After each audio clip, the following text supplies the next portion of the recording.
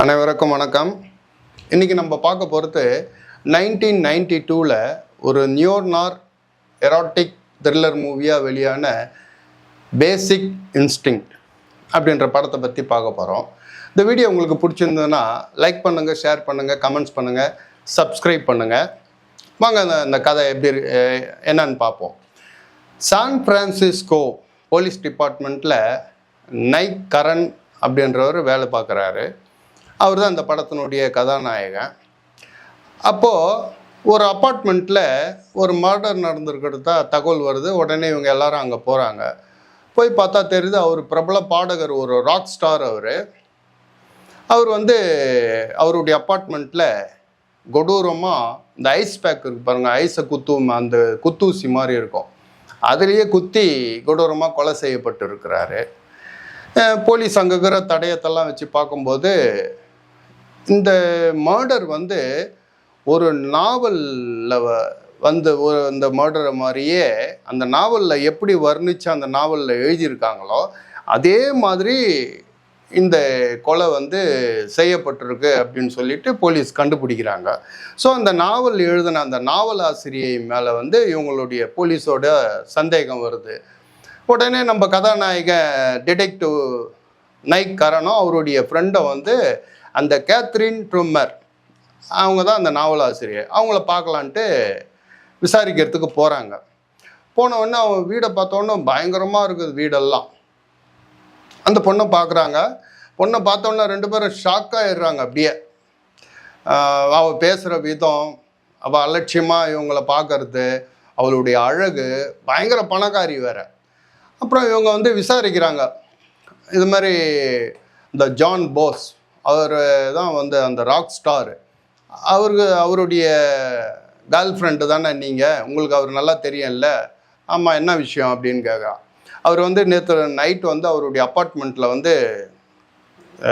கொலை செய்யப்பட்டிருக்கிறார் அப்படின்னு.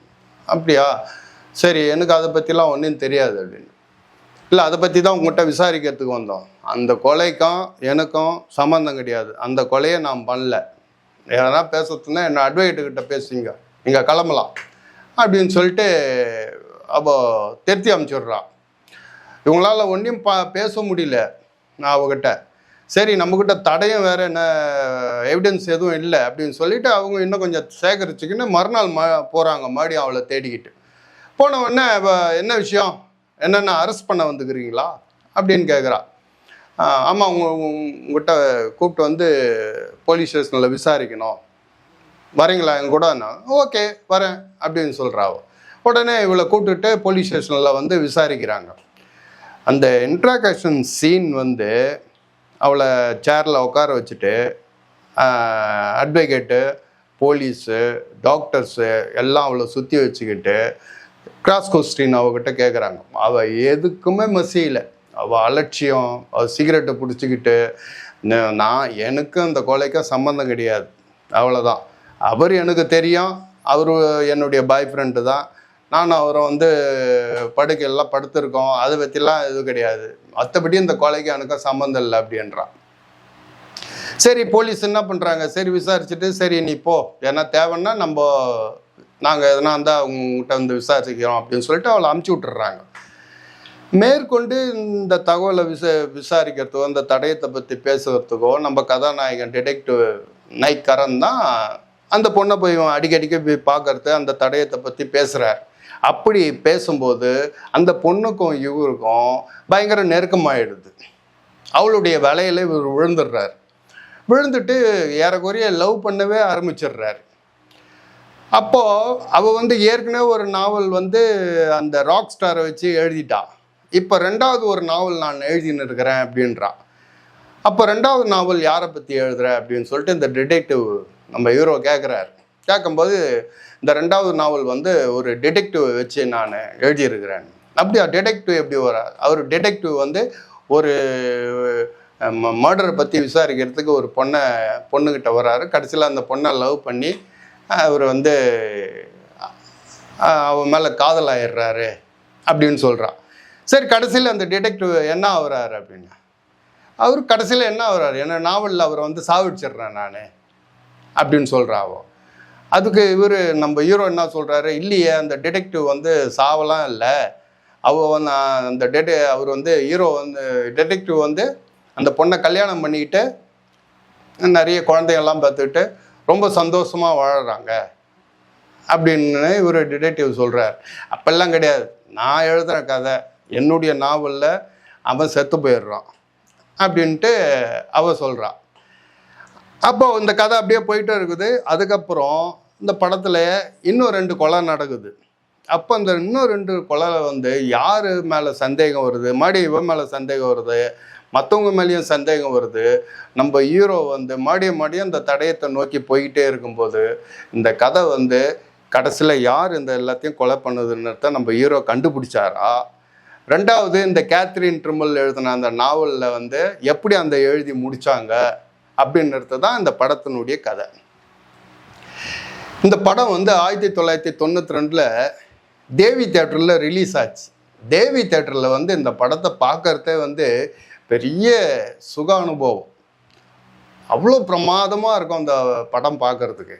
காரணம், இந்த படத்தை வந்து இந்த நைக் கரனா வந்து பிரபல நடிகர் மைக்கேல் டக்ளஸ் வந்து நடிச்சிருப்பார். ஹீரோயினா வந்து அந்த கேத்ரின் ட்ரிம்மராக வந்து ஷரான் ஸ்டோன் வந்து நடிச்சிருப்பாங்க. இந்த படத்தை டைரக்ஷன் வந்து பால் வெரோவன் அப்படின்றவர் இந்த படத்தை வந்து டைரக்ஷன் பண்ணியிருப்பார். படத்துக்கு வந்து மியூசிக்கை வந்து நம்ம ஸ்டீபன் ஸ்பீல்பர்க் படத்தில் வந்து நிறைய மியூசிக் போட்டிருப்பார். ஜெர்ரி கோல்ட்ஸ்மித் அவர் தான் இந்த படத்துக்கு வந்து மியூசிக் போட்டிருப்பார். இந்த படத்துக்கு வந்து மெயினாக வந்து பேக் போன் வந்து இந்த படத்தில் அந்த கேத்ரின் ட்ரிம்மர் அப்படின்ற கேரக்டரை ஏற்று நடித்த ஷரான் ஸ்டோன் தான். இந்த படத்தினுடைய ஸ்கிரிப்டை பார்த்துட்டு நிறைய நடிகைகள் கையெடுத்து கும்பிட்டுட்டு ஐயோ வேணான்னு ஓடி போயிட்டாங்களாம். அப்படியாப்பட்ட கேரக்டரை சேலஞ்ச் பண்ணி இந்த படத்தில் வந்து அவங்க ஷரான் ஸ்டோன் வந்து பிரமாதமாக பண்ணி வச்சுருப்பாங்க. முக்கியமாக அதில் ஒரு சீனை சொல்லியே ஆகணும். இந்த போலீஸ் வந்து இவளை வந்து விசாரிக்கிறதுக்காக ஸ்டேஷனுக்கு கூட்டிகிட்டு வந்து விசாரிக்கிற ஒரு சீன் ஒன்று வரும். அந்த சீனை வந்து இந்த பால் வெரோவன் வந்து டைரக்ஷன் பண்ணியிருக்கிற விதம் வந்து அந்த தியேட்டரில் பார்த்துட்டு உலகம் ஃபுல்லாக ஆடியன்ஸ் வந்து அப்படியே மிரண்டு போயிட்டாங்களாம். அந்த சீனை நீங்கள் இந்த படத்தில் பார்த்தீங்கன்னா தெரியும். அப்படியே அட்டகாசமாக பண்ணி அலற விட்டுருப்பார் ஜனங்களை. அந்த சீனை வந்து அப்படி எடுத்திருப்பார். ரெண்டாவது, இந்த படத்தினுடைய கதை, இந்த படத்தினுடைய கேமரா ஒர்க்கு, மியூசிக்கு, டைரக்ஷனு எல்லாமே ஒழுங்காக உக்காந்து இந்த படத்தினுடைய அந்த அடல்ட் கண்டென்ட்டை வந்து செகண்ட்ரியாக ஆக்கிடுது. காரணம், ஒரு படத்தில் வந்து ஒரு அடல்ட் கண்டென்ட்டை வச்சுட்டே வந்து உங்களால் படத்தை ஓட்ட முடியாது. அந்த அடல்ட் கண்டென்ட் இருந்தாலும் மற்ற விஷயங்களும் இங்கே வந்து ஒரு ஹை கிளாஸாக இருந்தால் தான் அந்த படம் வந்து கரெக்டாக நிற்கும். அந்த மாதிரியான ஒரு ஃபேண்டாஸ்டிக் மூவி இது. இந்த படத்தை பற்றி நிறைய அடல்ட் கண்டென்ட் இருக்க நிறைய கிரிட்டிக் எல்லாம் சொன்னாங்க. இருந்தும் இந்த படம் உலகம் ஃபுல்லாக வந்து $350 மில்லியன் வந்து இந்த படம் வந்து கலெக்ஷன் பண்ணி கொடுத்துருக்குது. முக்கியமாக வந்து இந்த படத்தினுடைய ஷரான் ஸ்டோனோட மெயின் ப்ரெசன் அவங்க மட்டும் இல்லைன்னா இந்த படத்தை வந்து பெரிய அளவில் நம்மளால் ரசிக்கவே முடியாது. அவங்கள தவிர வேறு யாராவது போட்டிருந்தாலும் இந்த படம் வந்து சரியாக இருக்குமா அப்படின்றது சந்தேகம்தான். படத்தில் வந்து நீங்கள் வந்து குடும்பத்தோடு இந்த படத்தை பார்க்க முடியாது.